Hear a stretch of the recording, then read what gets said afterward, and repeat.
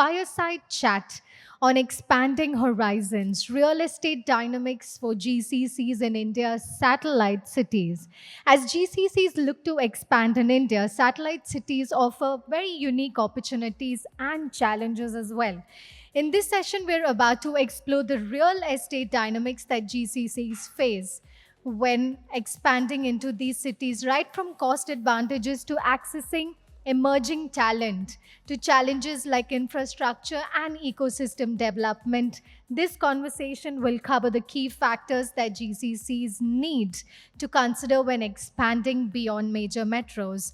And today, our experts are also going to throw some light and share how GCCs can navigate these dynamics to drive global competitiveness while fostering local growth in a world that is becoming increasingly localized. Ladies and gentlemen, it is my pleasure to introduce our distinguished speakers for this discussion. Please join me in welcoming on stage Arpit Mehrotra, Managing Director, Office Services at Colliers, India. Malahar Pinnelli, Vice President and Country Leader at 7-Eleven Global Solution Center, India. Nisarg Acharya, Head of Commercial Department at Gift City. And this session will be moderated by Abhijataya Kumar, Partner at Deloitte, India. Now, ladies and gentlemen, let's dive in and hear from our experts on how GCCs are truly going to expand into India's satellite cities. But before they begin, can we please give them a huge round of applause? We will try and keep this a little entertaining, lest all of you all decide to, doze off. But then I think my distinguished panel members here have promised that this is going to be an entertaining session for all of you all, right? So we'll try and keep it as happy and alive as we can. Just quick introductions. Malahar is obviously the head of 7-Eleven GCC in India, and Nisarg comes in from Gift City, Arpit from Colliers, and yours truly from Deloitte. But the way we're going to structure this session is we're going to talk about how the GCC environment has worked out from the real estate perspective. And you can see that we've got a diverse panel, folks who are occupiers, folks who are developers, and folks who lease spaces to people as well. So I'm going to quickly dive into the questions and let's see if we can keep you awake. The first very, very, I would say the elephant in the room is what role do you think, infrastructure and real estate play in the success of a GCC? I mean, from your perspective, right? Because you all come from such diverse backgrounds and such, deep experience. How have you seen that evolve? Sure. Hey, everyone. Good afternoon. That's a good question. I think there are two parts to that. One is overall infrastructure. That's where I would like to start. For any industry, infrastructure is very critical to develop. So when you have better infrastructure, you can pitch better for the new GCCs to come and set up, sure, right? And that's the first thing anybody would see. If you look at last 2 years of where new GCCs have been set up, you can correlate the information of the better infrastructure to the house, they being the house, right, for the GCCs.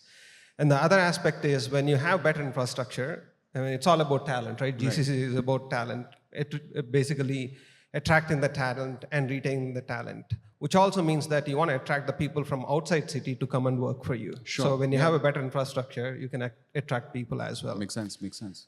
The other part is the actual real estate itself. Right. I think when developers start building infrastructure with well-being and as well as the experience of the tenants and the occupants can make a lot of difference in attracting and retaining the talent. Sure. What about you, Nisarg? What do you think about this? So if we specific talk about the infrastructure, so infrastructure means the overall ecosystem, that city provides. So it's not only about the right kind of, office buildings, developed by the developers. Developers now understand the requirement of the occupants, and now pretty much they are coming to the A grade kind of, sustainable development, but other infrastructure also needs to be in place, Sure. right? Which plays a very crucial role in terms of right kind of road network, right kind of the residential areas, right kind of social areas, which not only helps the company to decide in terms of selecting the location, but it also helps to attract the talent. Because if the talent is moving from some other place, right, first they will see where I will reside, right, what's the school, what's the hospital for my family, Right. right? So if the overall infrastructure ecosystem is strong enough, it will help the talent, and indirectly it will help to the companies to operate from that part, right? Sure. It will also help in having a better quality of life, right? Like reducing your travel time, you can get more time for your family, you can go and play golf, right? So a lot of things can be done, right, which is very difficult in the weekdays. Right. So that's the broad importance of the infrastructure, the way the GCC play looking Sure. for. Sure. Thanks. Arpit. So with you, I think you started with golf, right? No, we connected over golf, and now that's all we can talk about. Three of us were there yesterday. But I think from a infrastructure perspective, I think from a GCC perspective, if we are specifically talking from a GCC infrastructure, then I think it's the talent, where the talent is Right. all across, and aspiration of the talent is. Right. And that's where this entire infrastructure comes in. Making a building sustainable asset is one part of the story about it, but I think what is the ecosystem around it? That makes all the difference. Got it. Where are you able to match those aspirations Sure. of an employee, whether it is Gen Y, Gen Z, right, and probably furthermore, right? Those kind of a talent, will they be able to resonate with those micro markets, cities? Right. I think that's where the infrastructure is needed. But again, most of the 6 cities in the country today, I think, are the all grade A cities where Right. their entire GCC ecosystems comes in. And the growth of the GCC is because of the growth of the talent. So that's where it all sums up. Sure, sure. That makes a lot of sense. And Malahar, I mean, considering the fact that you've been in this industry for as long as you have, what is the one fundamental shift you have seen in the GCC office space? How has that changed? I think in the last few years, the GCC industry has gone through a lot of transformation, right? Right. I was talking to some people earlier as well, and we moved from transactional to value creation over time. So that's a lot of change in the work we do, which also need to be supported by the office design to enable those, your labs or your collaboration spaces, your connectivity need to improve. A lot changed in the office design space. Right. Post-COVID, I think it has even changed a lot more because we all know, given the traffic situation, if possible, we don't want to go into the traffic. Right, of course. But the companies are asking people to come back because the culture building, collaboration, innovation can only happen when people come together, right? Of course. So you got to entice people to come to office. And you can force them saying that, oh, we need you to be in office, send them the reports, send them the analytics, you didn't clock the, office hours, whatever, but you got to be able to entice people. So that goes into designing the office to entice people to come and work. Right. Simple example, at 7-Eleven, our vision for GCC is making lives better for our employees and our stakeholders. And you can find every kind of amenity, whether it's fully equipped gym, a playground, a basketball court, a TT table, or even caroms, video games. We're also looking at, in the next space, probably putting cricket net. So how do you entice people, create space for them to come to work, is the key factor which is changing the office design into. I'm going to ask you for a job very soon. Maybe if you put up a golf simulator, I'm there. Right. But Nisarg, from a tier 2 city perspective, you spoke about the right social infrastructure, right? And I think that's very critical to the GCC world as we know it. But when we talk about the availability of grade A office spaces, right? I mean, occupiers like Malahar have certain expectations of how those spaces should look like. What should be the social environment? Not just the office building, but stuff around that. Do you think the tier two cities really offer that today, or is there some scope for development? Uh, so this fundamentally it is more about the demand supply kind of story. Okay. But just to give you an example of gift, right? If you are pretty much focused in terms of providing the right infrastructure and the kind of companies that you want to target, you need to have a right policies in place. Right. So at our place, we have created the right infrastructure, which is at par with the global standards, right?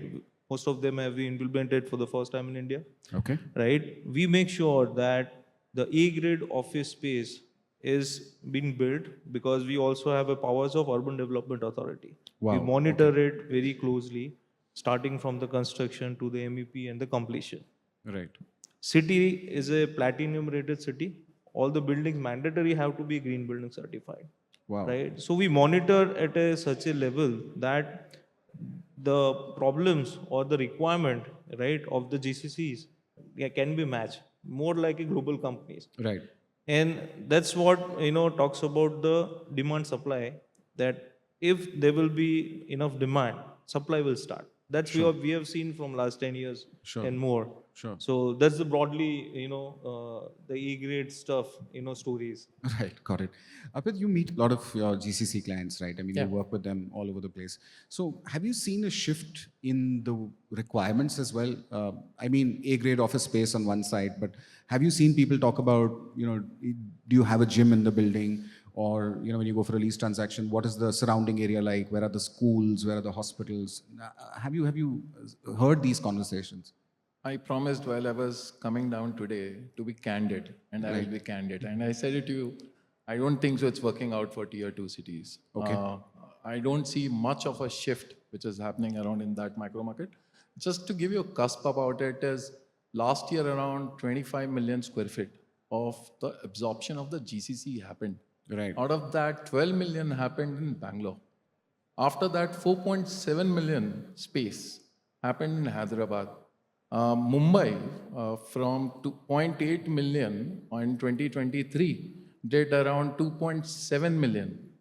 Pune, around 2.5 million. I haven't heard much about tier two cities. To give you a perspective, probably 15 years back, there was a lot of discussion about tier one moving to tier two. And we saw some organization took a shift from a tier one to tier two, right? Some moved towards Vishakhapatnam, some moved to Jaipur, some moved to Kochi, Bhubaneswar. But after a point of a time, the challenge comes in from an employee perspective because real estate is probably 5 to 10% of the cost. The remaining cost is your talent, right? Which is around 70% of your cost or 75% of your cost. Now the talent when comes in, after a point of a time gets stuck. They want growth, they want opportunity, they want aspiration. I think right now that entire infrastructure is moving around tier one. Gift is another different perspective because a lot of investment has come in and the vision is from the long-term perspective. But how many tier two cities can manage a big GCC coming out from the west coast or the east coast in terms of first is infrastructure?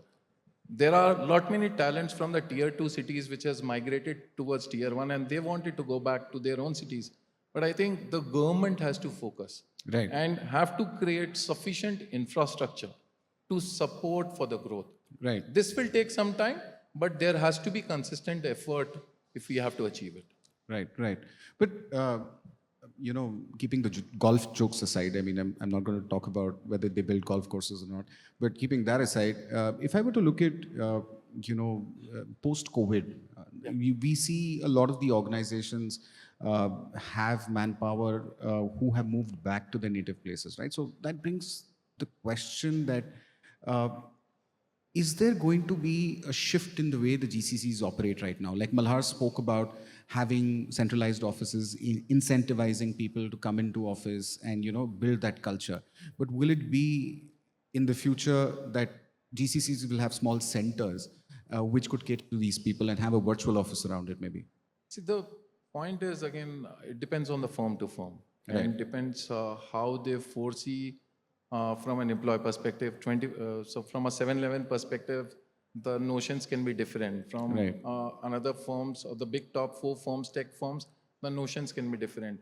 From a services firm, maybe for them, putting down 10,000 people in a city is okay, but in how many spokes they wanted to put down people and which all segments is different. So it all depends from a firm to firm perspective. Now, is there a shift post-COVID? Answer is yes. Right. Answer is yes, because the entire focus of putting on collaboration, bringing in people back is the key thing which they have been doing it. In fact, there were companies who narrated first and saying that they will never come back to offices. Right. Were the first one to come back to office. Yeah, absolutely. I mean, they were back right. I do very not want to quickly. name them. People can Google it and read it themselves, right? So they were the first one to come back to office. So again, work from home works, but at the same time, the kind of a tech and the collaboration which is needed in office, like big cities were always like 3 days. Like Bangalore, people used to only go to office pre-COVID also 4 days a week. Right. What's changed now? From 4 days, it has become 3 days. That's the only change. Right. Will it go back to 5 days a week? I don't think so. Probably an occupier can talk about it, but I don't think so. 5 days a week will happen about it.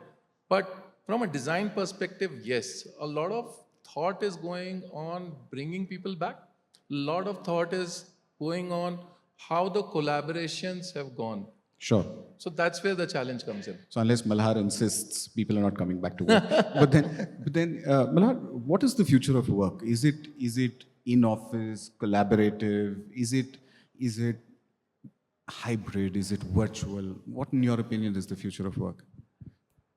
I think the future of work again started primarily taking shape from the COVID times as well, right? Because that's when everything was shaken at its foundation, and people need to reimagine what it's going to look like. And if this question was asked immediately post-COVID, the standard answer was we were going to co-develop with the talent. Right, of course. But I think we have come to a balanced state, even though it may not be the best state for either party. I think going back to hybrid is here to stay. Nobody want to come to office 5 days a week. But at the same time, companies want people to come to work for primarily, I mean, going back to the GCC on the tangent, right? The differentiator is not transactional. Transactional all day long, you can give it to somebody, a different city, 2-tier city. But if you really want to grow up the value chain and take the most value work, you need people who believe in that brand vision and have that together. And not only from the tech perspective, but also from business perspective. And identify the problems, not wait for somebody to identify and drive solutions. For that, you need people to be in office. Right, of course. So in all probability, I mean, again, as I spoke about from the employee side, you got to entice them to come to office. From company's perspective, you want people to come to office. I think we are in a sweet spot right now. And I personally believe hybrid is here to stay. And 3 days office is becoming standard in many of the companies. Wow, I wish I could tell my boss. I mean, for me, it's 5 days a week. But anyway, jokes apart. Nisarg, when, you've been through the journey of Gift City, right? From where it started to where it's, I would say pivotally positioned today as a financial services hub in the country. Have you also seen a change in the outlook of occupiers, right? There were days when people spoke about this from, square foot perspective. People said that, I'm going to cram in as many people within a small space, try and get as much output out of it. It was a call center concept as people saw GCCs in the past. But that's obviously evolved. Today, you've got innovation centers, you've got engineering, deep tech, which is getting positioned in all of the GCCs within the country. Have you seen the same thing happen with you from space to utility to social infrastructure with your occupiers? We have seen a change in terms of the maturity of the organization and the demand of the talent. Right. There was a days where as you rightly mentioned that you used to have a small counter in 50 square feet. Right, you need to have 2 person within it. Right. That was the kind of most efficient way to have more out of it. But now people is not talking much about it. Right. Okay, because the fraction of rentals in the overall operation is very low. Right, right. So people is not much bothered about, in terms of, smaller office, squeeze more people. People are more talking about, what kind of experience that you are sharing. Right. Right. You need to have right, working environment. Right. I've seen the places where they don't even have desk. Right. It's the free. You can, work from anywhere in the office. You Right. just need to have your laptops and you can work. Right. So it's more about, having a right experience, which helps them in their own, creativity and efficiency. Also, in terms of the infrastructure requirement, right? Right. Companies have, come at a level that they demand certain infrastructure at whatever cost. Right. So right, if we right. talk about the sustainability factor, we have seen that a lot of global companies ask for 100% green power. Right. Wow. Right? They Yeah. really doesn't, care that what is the, rate for it, but they ask that we need 100% green power. Right. Right? So I think as we are growing, right, as we are developing in terms of the lifestyle and the global standards that we have to match with the requirement of the global companies, I think the relevance of the space and all, It's completely gone. I mean, it's people are not completely talking gone. about it. Yeah. Yeah. Oh, wow. Okay. So I think we're just about 5 minutes left. So last set of thoughts. Malahar, you're obviously running a new GCC within the country. From the real estate perspective, how has been your experience? Have you felt that the development community, the government, the policies and infrastructure, everything has supported you in order to build out, or is there some room for improvement? I know it's off the topic, but That's okay. I mean, I think the GCC have been in works for probably a few decades, right? Right. And then starting with GE coming in way Right. back in 90s. But now it is picking up. I mean, everyone is talking about it. Everyone is seeing this an opportunity. So a lot is changing. And I've been in this 10 years, been here for 10 years building GCCs. And there were no central place to go to or talk to or experience. It's informal communication between other heads to come together, learn, hey, Right. what happened, what shouldn't I do, what should I do, learning from them. I think now with the volume and the interest, there are a lot of forums, whether it is Big Four setting up the forums for GCCs or the governments coming out with GCC policies such as Karnataka and other states. Right. I think there is a lot better ecosystem being built now to build successful GCC, which is really great to see. But when I started this 10 years ago, it wasn't the case. We are on the right path and putting all the right pieces in place for the success. fantastic. Good to hear. I think if you have to ask me what is the biggest thing GCC is bringing, I think employment. Right. 1.6 million people. Actually, it was last year, 2024 was 1.9 million with probably 55 billion of investment to the country. Where do we see? Probably we'll see in next 5-6 years, 4.5 million employment. And where do we see investment? I think we see investment up to 100 billion investment. I think that's my biggest takeaway when it comes to GCC.